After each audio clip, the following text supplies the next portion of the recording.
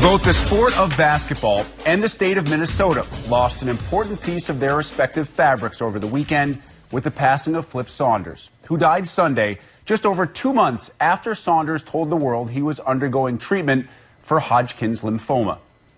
Saunders, just 60 years old at the time of his death, was best known nationally for his work as an NBA head coach, but those of a certain age in the Twin Cities also remember him as a really good college player at the U. Gophers went 24-3 during his senior season of 1976-77. Saunders would then return to Minnesota as an assistant coach for 5 years in the early to mid-'80s. Chad Hartman spent 16 years with the Minnesota Timberwolves, 11 of those 16 with Flip Saunders, still hosts a popular radio show on WCCO in the Twin Cities and joins us now on the phone. Chad, we showed Tom Izzo's statement, which he issued on Sunday. I understand you had both Coach Izzo and Kevin McHale on your show today. What was their reaction to the passing of Flip Saunders? Well, both were fantastic communicators, as always. They both told funny stories, and they both grew very emotional times. I mean, you lose somebody who, I think at both times in their lives, both could say Flip may have been their closest friend. I'll start with Kevin first. Kevin told a great story how he came down from Hibbing, northern Minnesota, flew down. Kevin's still a terrible flyer, and met Flip right away, and never saw Williams Arena, never saw campus. They went outstate, went fishing, drank beers, and just struck up this great relationship and stayed great friends all along. I think some people forget because that team ended up going on probation, but the 1977 Gophers, before the probation kicked in, they were 24-3. They ended up playing the Marquette team, which won Al McGuire's championship team, and just destroyed them.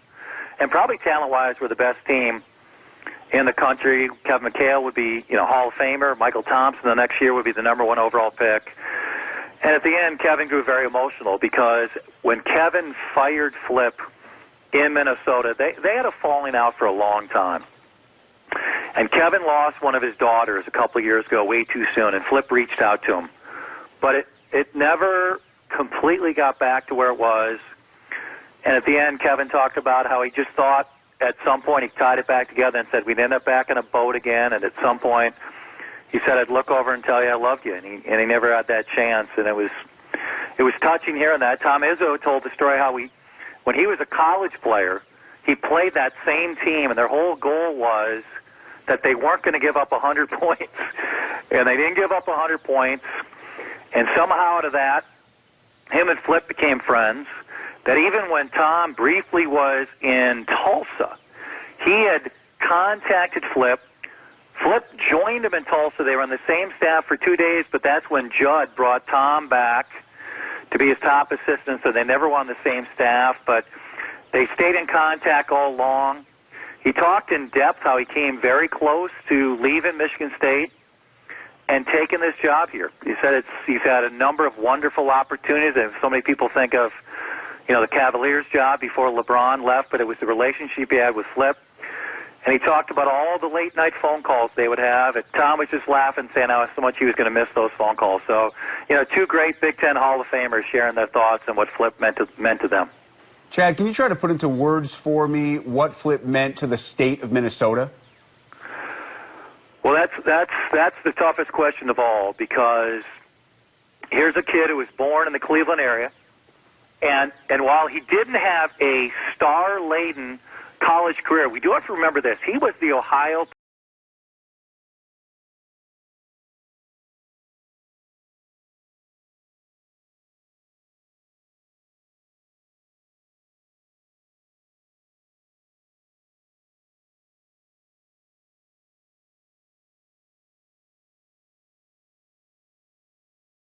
solid player he was, and how he would have scored a lot more if he played elsewhere. But he had a chance to start up a junior college program that was dead, had nothing going on, and within half a season they were winning. He was at the University of Minnesota when they had success. He then came back here when the Timberwolves franchise was the laughingstock.